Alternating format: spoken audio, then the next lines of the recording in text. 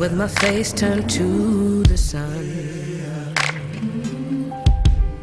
Okay everyone, now allow me to open this video with acknowledging those of you who may have just recently discovered my channel for the very first time, and encourage all of you to go back and watch my previous documentaries, as they will in fact answer the majority of the same questions that I have received from you all and even my most common viewers during the most earliest days of my channel's existence back in May 2016. Now, of course, I'm about to share some very distinctively detailed information with you concerning this particular topic at hand, because just like all of my other documentaries, this information is very critical when it comes to all Americans, and especially to those who are the direct descendants of the indigenous Aboriginal Niji of this land, now called North America. To uncover the truth about this topic, let's go back in time a little to where the Congress of the Confederation of the American Union authorized the design and implementation of the first official copper coin on April 21st, 1787.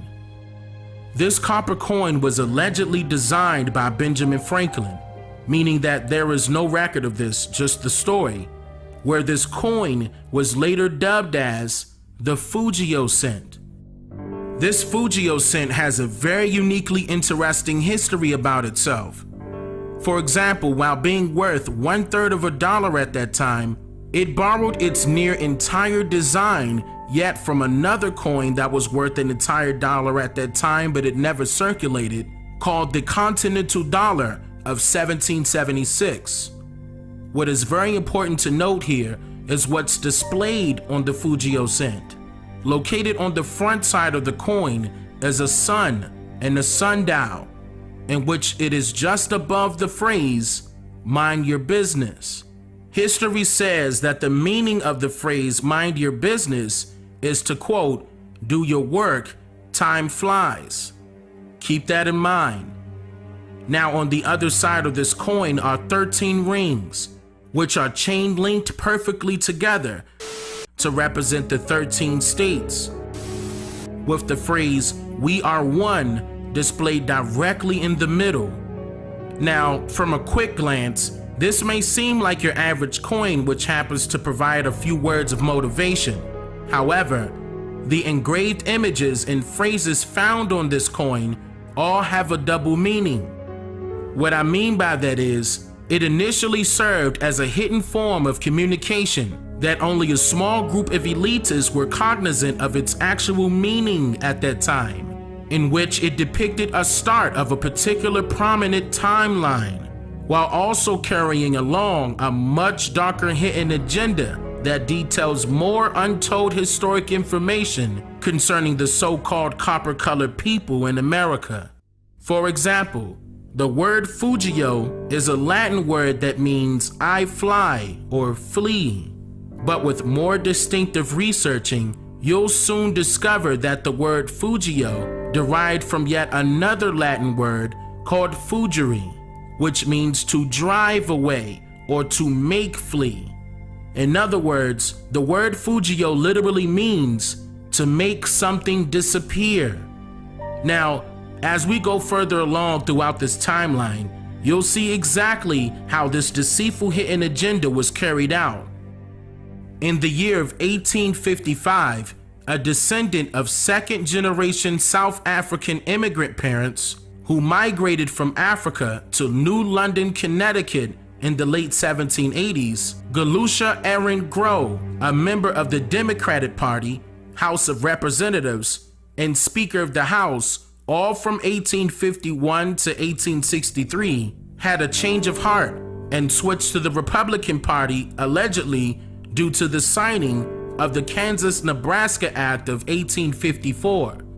But what's very odd about that is that Grow was the sole author and creator of the Homestead Act of 1862, in which the Kansas-Nebraska Act served as its precursor, with multiple southeastern copper-colored indigenous nations being removed from the lands of Kansas and Nebraska, along with other lands of the West.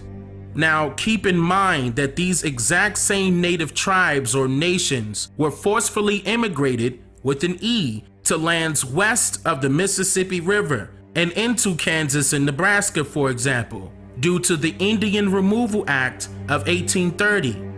Side note, the story surrounding this removal is also known as the Trail of Tears. Now, with this Kansas-Nebraska law in effect, this propelled the government to remove these Indians yet again. Some were placed in so-called reservations, while the majority of others were placed in areas that they called plantations. On the other hand, white settlers who were still immigrating to North America were treated benevolently and given these lands and farms that were literally stolen from our indigenous ancestors. This was also clearly mentioned by Martin Luther King just a few days prior to his assassination. You may watch more about that in my documentary called What Martin Luther King Was Trying to Tell You, But You Didn't Listen. Now, with all of that being said, this now brings us to the second 1-cent coin of this timeline. It is called the Flying Eagle cent, which depicts the removal of the copper-colored indigenous Niji, with an engraved image of an indigenous eagle facing, or rather flying, towards the left, indicating which navigational direction they were forced to walk. This coin was minted in the year of 1856, during the same time that Galusha Grow had his change of heart that I mentioned earlier, and also during the same time that he began formulating the homestead legislation, which was essentially passed and signed into law by then President Abraham Lincoln in 1862. Now, the very next copper coin that was minted just 2 years later was the Indian head cent in 1858. The Indian head cent became immensely popular during this time period amongst the white immigrants for a very particular reason. And what is this reason, you ask? Well, again, it is more so pertaining to what this copper coin depicts. See, the U.S. Mint and Philadelphia's chief engraver, by the name of James Barton Longacre, enrolled and participated in a competition for the design of the next planned copper cent before becoming the chief engraver during the year of 1835. All participants of this contest were made aware that a dozen Indian chiefs will soon be visiting the President of the Union, or rather the United States, in hopes to make peace and come to the agreement of sharing their Indian territories with the already unwelcomed incoming white colonizationalists, and that the winner of this contest will have their design of the next mint shown to the president personally, soon after the quote, meeting with the great white chief of the white people adjourned for final approval. What is very important to note here is that those particular Indian chiefs that I just mentioned did in fact go to meet with the president. However, this meeting, dubbed as the quote, meeting with the great white chief of the white people by Congress, happened exactly 28 years after 1835, well beyond the completion of this contest. The Indian chiefs were invited by then President Abraham Lincoln to Washington, D.C. in March of 1863.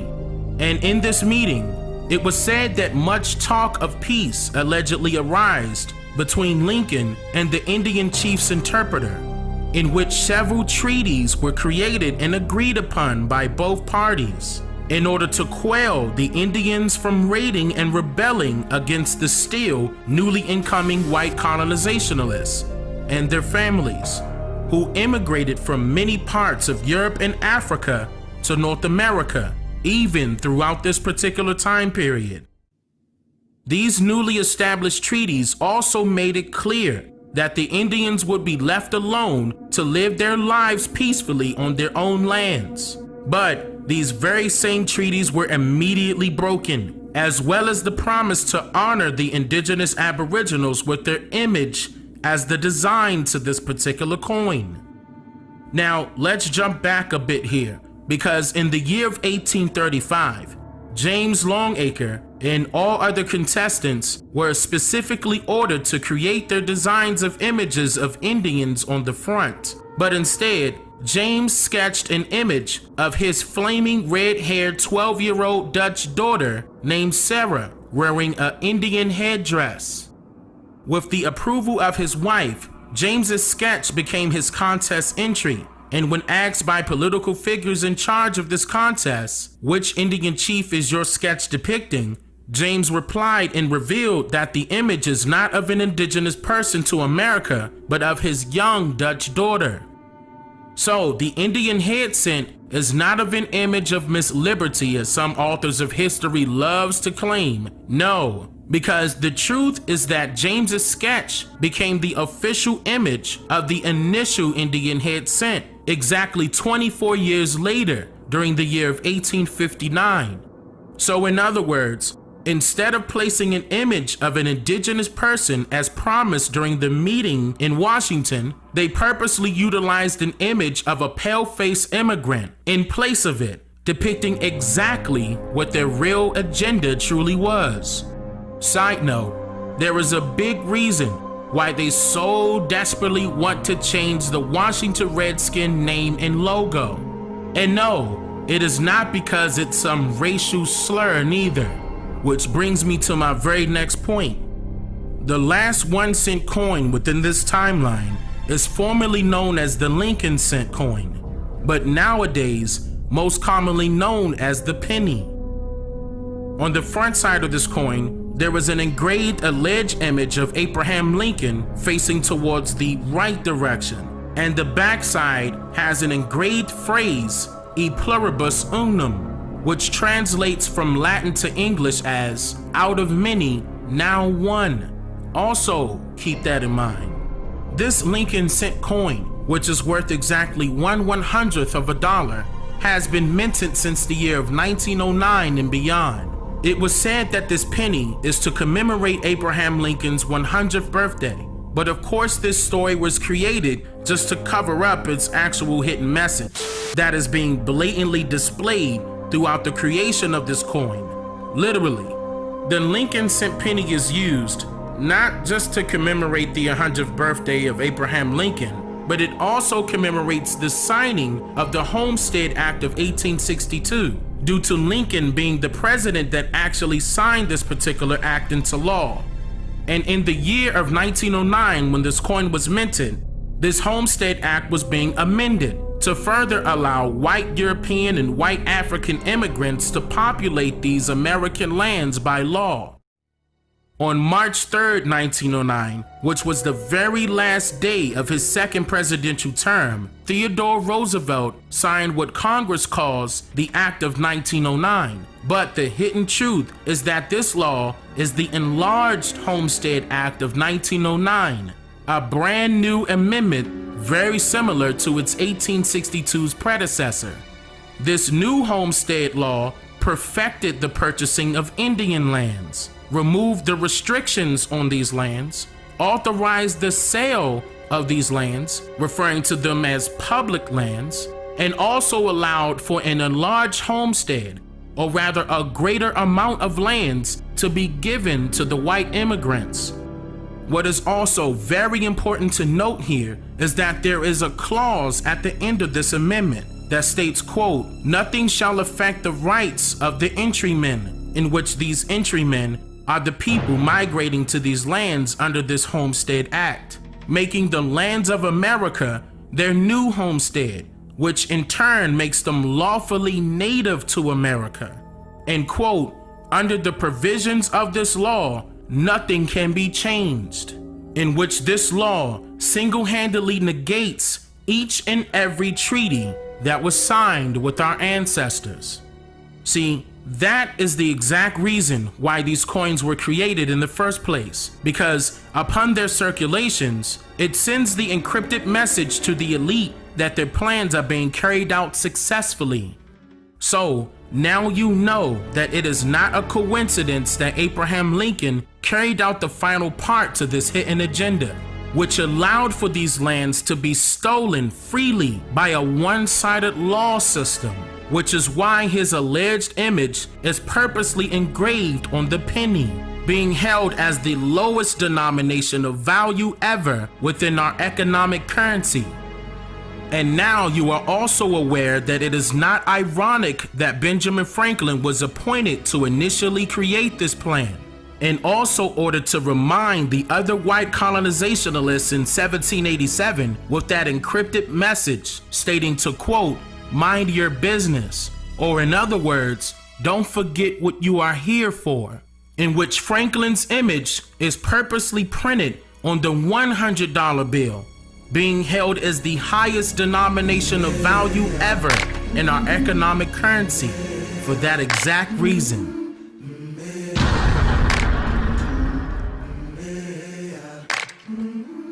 I've been walking with my face turned to